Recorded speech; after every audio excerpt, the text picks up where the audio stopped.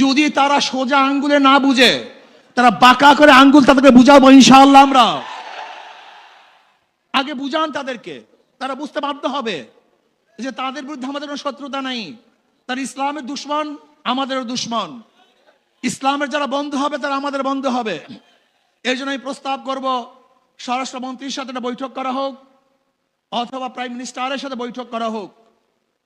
এর পরেও যদি সরকার এই ওলামাই কেরামের, তৌহিদি জনতার কথাকে গুরুত্ব না দেয়, তাহলে সরকারকে কিভাবে গুরুত্ব দিতে হয় সেই ব্যবস্থা আমরা গ্রহণ করবো ইনশাআল্লাহ।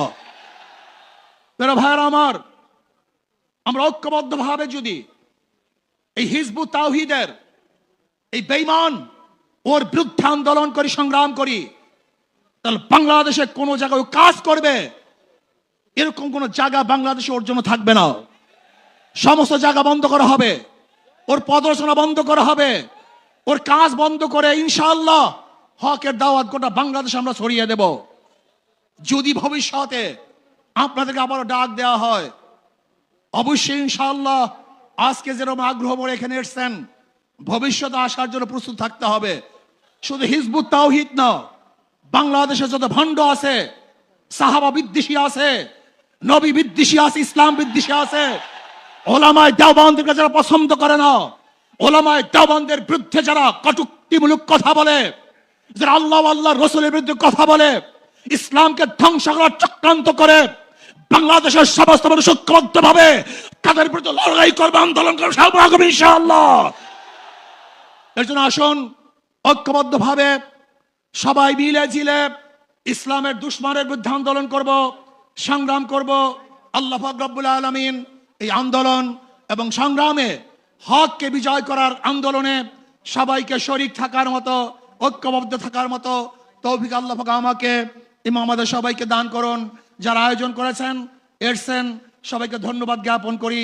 আমার বক্তব্য শেষ করছি। ওমা আলাইনা ইল্লাল বালাগ। আসসালামু আলাইকুম ওয়া রাহমাতুল্লাহি ওয়া বারাকাতুহু। সবাইকে ধন্যবাদ। সিনিয়র নায়েবে আমির আল্লামা মুফতি মোহাম্মদ ফয়জুল করিম, মুফতি মোহাম্মদ ফয়জুল করিম শাইখে চরমনায়। নারে তাকবীর, নারে তাকবীর, আল্লাহু আকবার, নারে তাকবীর।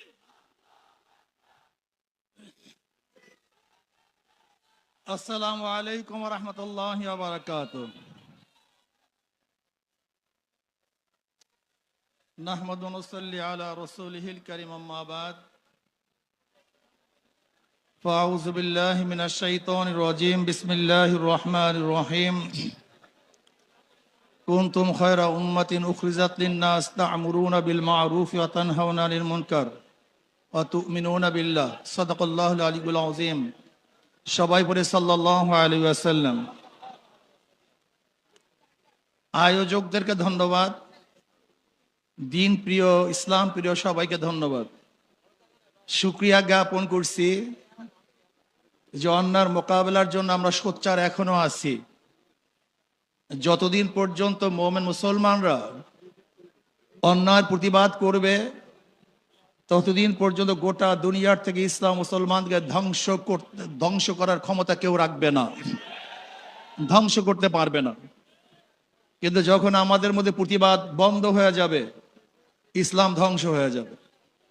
যাই হোক, হিজবুত তাওহীদ কি ও কেন, এদের বিরুদ্ধে আমরা কেন সম্মেলন ডেকেছি, কেন এসেছি, বক্তাগণ এতক্ষণ পর্যন্ত বক্তব্য দিয়েছেন, নিশ্চয়ই আপনারা উপলব্ধি করতে পেরেছেন।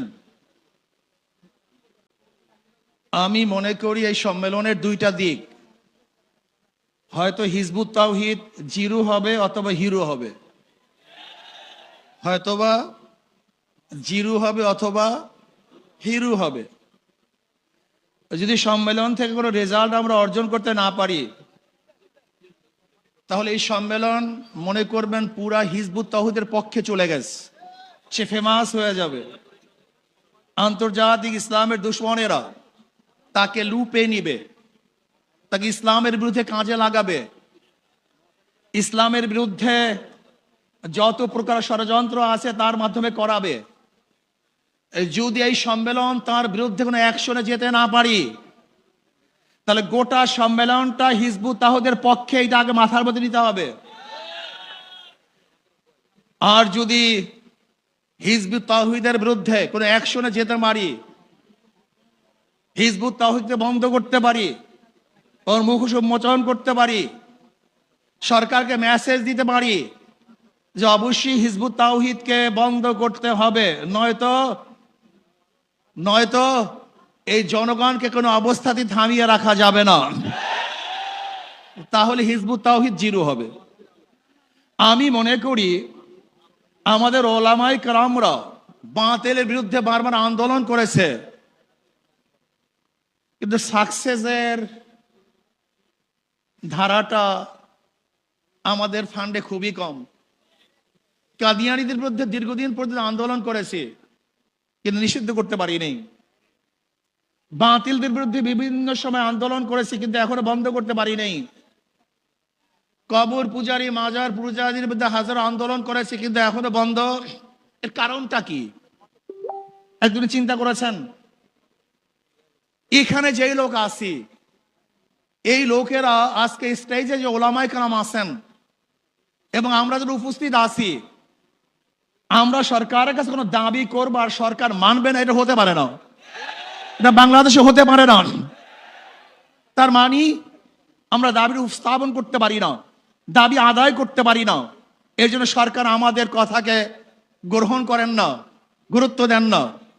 আমি আজকে প্রস্তাব দেব আয়োজক কমিটির থেকে আপনার স্বল্প একটা সংখ্যক স্বরাষ্ট্রমন্ত্রীর সাথে যোগাযোগ করুন, বৈঠক করুন, স্বরাষ্ট্রমন্ত্রীর সাথে বৈঠক করুন, এমনকি মাননীয় প্রধানমন্ত্রীর সাথে বৈঠক করুন।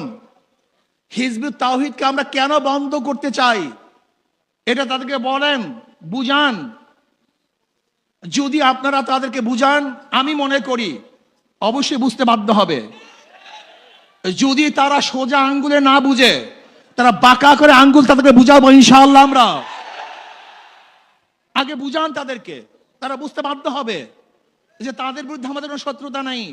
তারা ইসলামের দুশমন, আমাদেরও দুশমন। ইসলামের যারা বন্ধু হবে তারা আমাদের বন্ধু হবে। এই জন্য আমি প্রস্তাব করব স্বরাষ্ট্রমন্ত্রীর সাথে একটা বৈঠক করা হোক, অথবা প্রাইম মিনিস্টারের সাথে বৈঠক করা হোক। এরপরেও যদি সরকার এই ওলামায়ে কেরামের, তাওহীদি জনতার কথাকে গুরুত্ব না দেয়, তাহলে সরকারকে কিভাবে গুরুত্ব দিতে হয় সেই ব্যবস্থা আমরা গ্রহণ করবো ইনশাআল্লাহ। প্রিয় ভাইরা আমার, আমরা ঐক্যবদ্ধভাবে যদি এই হিজবুত তাওহীদের এই বেঈমান ওর বিরুদ্ধে আন্দোলন করি, সংগ্রাম করি, তাহলে বাংলাদেশে কোনো জায়গায় কাজ করবে এরকম কোন জায়গা বাংলাদেশে ওর জন্য থাকবে না। সমস্ত জায়গা বন্ধ করা হবে, ওর প্রদর্শনা বন্ধ করা হবে, ওর কাজ বন্ধ করে ইনশাআল্লাহ হকের দাওয়াত গোটা বাংলাদেশ আমরা ছড়িয়ে দেব।